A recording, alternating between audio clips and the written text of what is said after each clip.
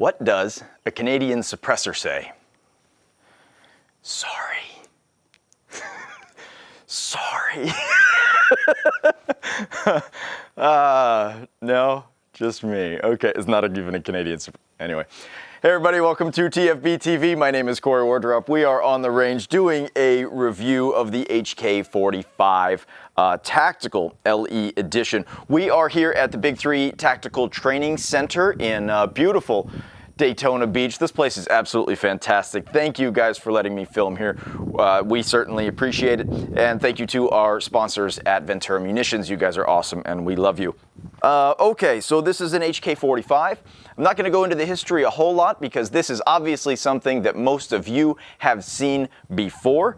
The HK45 is a derivative of the USP, which started life in about 1989, 1991, 1993. It ended up being the Mark 23, the HK, the HK USP, we said that. And then later in about 2006, HK decided they wanted to compete again in the Joint Services Program trials to try to replace the Beretta M9 with the 45. That program was abandoned, but HK decided they wanted to release the pistol to the United States market anyway. And the reason I say the United States market is pretty much nobody but us really likes the 45. But that's okay. Larry Vickers, our pal Larry Vickers, worked on that project with HK. I asked him about this gun, and he said, and I quote, I'm paraphrasing a tiny bit, but not a whole lot. He said it's the, in his opinion, the best out-of-the-box duty full-size 45 ACP pistol there is. The opinion of Larry Vickers, ladies and gentlemen. We've got an OHG suppressor on here that we've threaded with the, we've actually put on the other baffle system for the backwards threads, okay? We'll talk about that here in a minute, but it's got the backwards threads on here. This is an OHG Mark 23 suppressor with the USP CT baffles. We are going to shoot this thing and see what we think. Okay, so we're set up a little bit here. I want to try 3 different kinds of ammo. Just, we're going to see how this kind of all holds together. First one we're going to try is a Federal Ammunition brass. This is a 230 grain, full metal jacket, just sort of a plinker round. Then we're going to go to a Winchester white box jacketed hollow point round, which is a little, actually it's the same at 230 grain.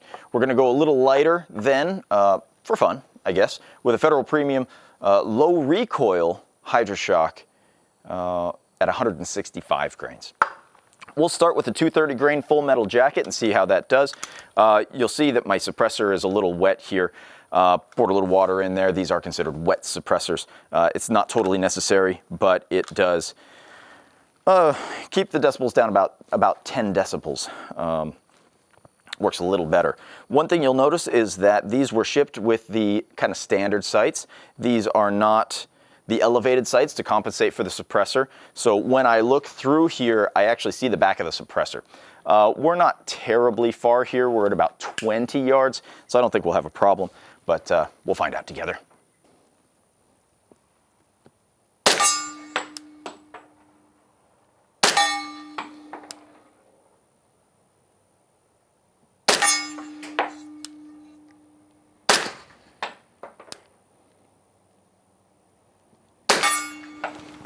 Okay, 5 rounds, dropped 1 out of there, and I think it was my trigger finger. Probably my fault, but that's okay. We're going to now move on to the 230 grade Winchester hollow points out of the white box. I don't imagine we'll see any difference here, but, you know, we'll find out together.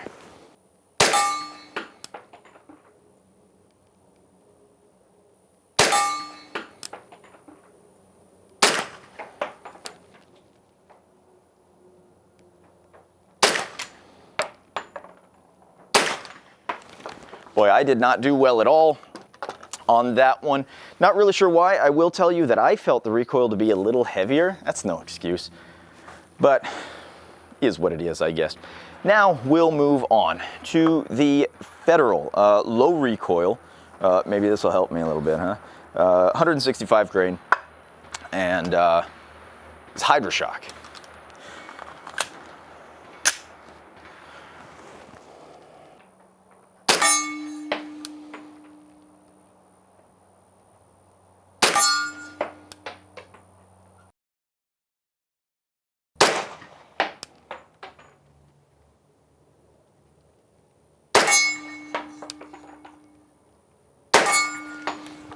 Probably not my best shooting, but you know, you get what you pay for, right?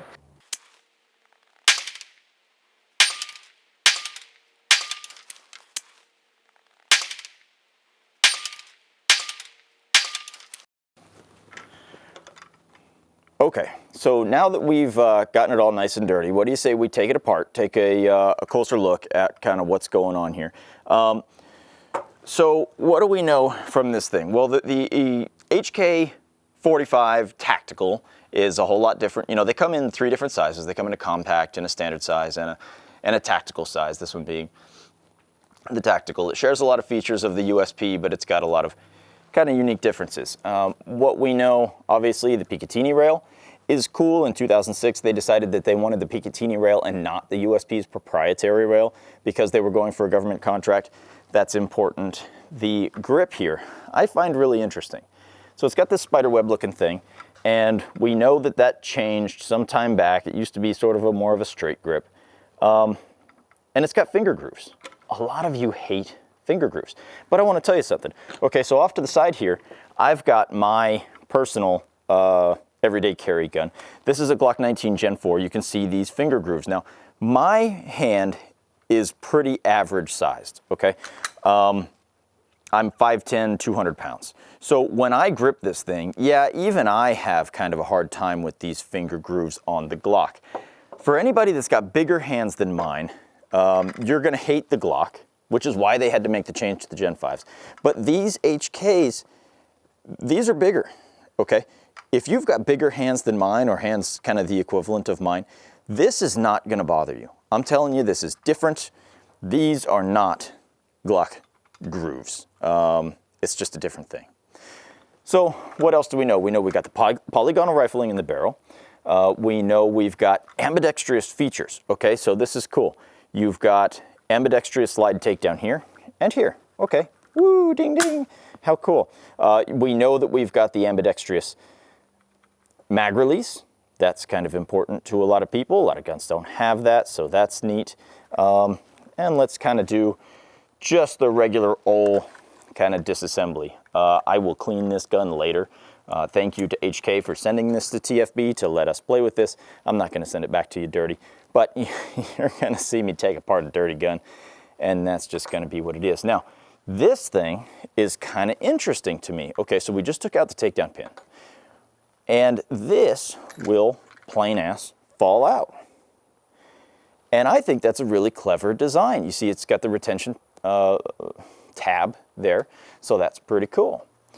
So when this thing comes out, now I don't know if I'm just weird, but I'm more familiar with the Mark 23s and the HK USPs that I am with this. So when I took this apart the first time, I kind of noticed some immediate differences. First of all, this guide rod, this link up, I'm gonna get my terms all wrong here and I don't care, is a whole lot smaller. The diameter of this thing is a whole lot smaller than what it is on an HK USP. This does not exist on an HK USP. I'm told this is part of the recoil dampening system, which, you know, does a pretty good job of dampening recoil, I suppose.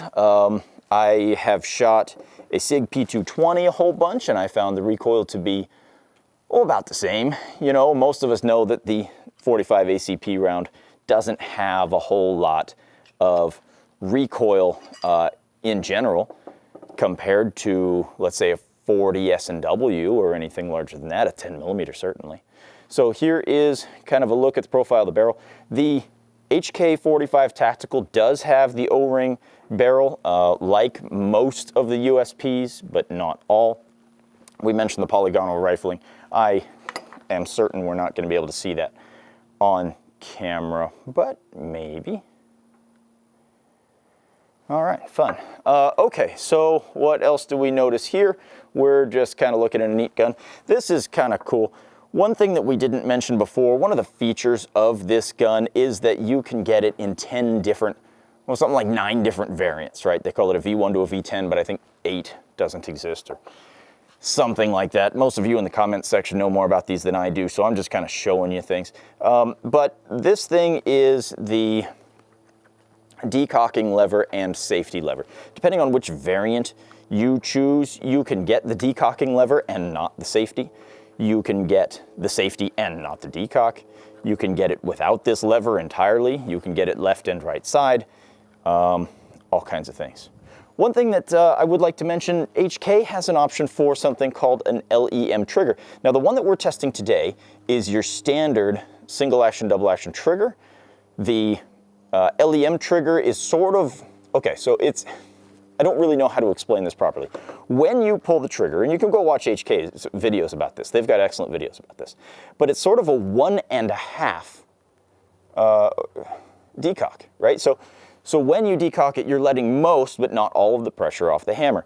It is in effect a double action trigger on the LEM because you're going to be pulling the trigger and the hammer is going to come back and the hammer is going to fall. However, it's only about an 8 or 9 pound trigger, I'm told. I'm probably getting way into the weeds onto this LEM thing because we don't have one to play with. And HK, if you want to send us one that we can play with and we can show people, that'd be cool. We would love that. Okay, let's put it back together again and take a look at the trigger specifically. Okay, let's use our handy dandy Lyman gauge. I know we mentioned a few minutes ago about the ability to use the single action or the double action mode, so let's take a look. We're gonna reset this thing. We're gonna pull this. That's gonna give us about 8 pounds. That's actually a little lighter than I expected to see. Try that again.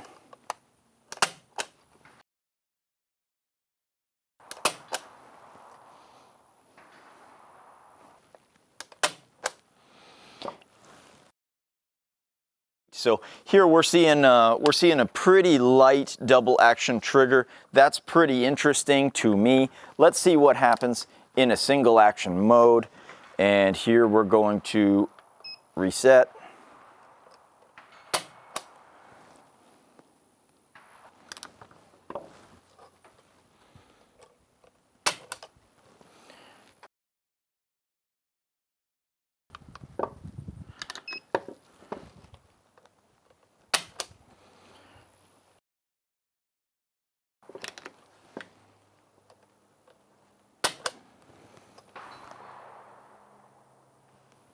So we're seeing this at about just under 4 pounds, somewhere between 2.5 and 4, which to me is really light. I almost have a hard time believing it's that light. But, you know, what do I know? The gauge says what the gauge says.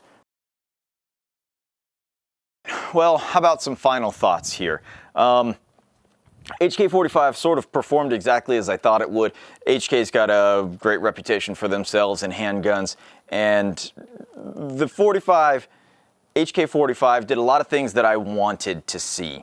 One feature we didn't mention in the grip is you can see how this is sort of narrower and thinner through here, and I really like that because, you know, and everybody's different, and I'm not a pistol instructor, I'm not trying to tell you guys how to shoot, but I like to have my hand a little bit more behind the gun, right? I mean, in shooting anything, I like to get behind the gun and you know, and that kind of thing, and I like to try to put the back of the pistol in my palm well there. I think it does really good for that.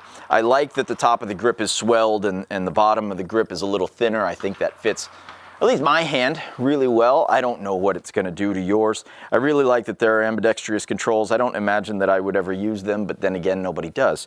Oh, and here's a fun fact. These are made in the USA. They first started making these in New Hampshire, and this gun in particular was made in Columbus, Georgia. I really like the sights. They were a little low for the suppressor I was using, but that's not the sight's fault. The gun holds up really well in the hand. I like the decock feature. That's something that it typically shares with the SIG pistols, and I do like that. The double action, single action mechanism is not for everybody. I know that A lot of law enforcement agencies like to use the double action only option. I don't know why. I think that's just absolutely silly, but that's my opinion. There are a lot of things that this gun does right. What about some criticisms? Well, the first criticism that I'll tell you is I can't stand the left-handed threads. I'm never going to get used to this. The government ones and the HK USPs and the, specifically the, not the USPs, but the Mark 23s have the right-handed thread. Righty-tighty, lefty-loosey. This one I'm constantly having to tell myself, righty-tighty, lefty-loosey, righty-loosey. That's not something that you want to do all day. It's obnoxious and it's annoying, and I'm sure there's a really good reason for it, but I don't like it. The other thing I'll tell you, HK's triggers, everybody likes HK's triggers, right? They work really well for what all of us want to do. I find that on this gun, the reset is a little longer than I'd like to see. I understand that the LEM triggers have sort of some options to get away from that and shorten up the trigger. SIG is equally notorious for this. It's an expensive gun with the SIG, just as it is with an HK. You're buying quality, you're paying money, and I can't stand that you have to spend an extra $100, SIG, I'm looking at you, for a short return trigger. I really like this gun.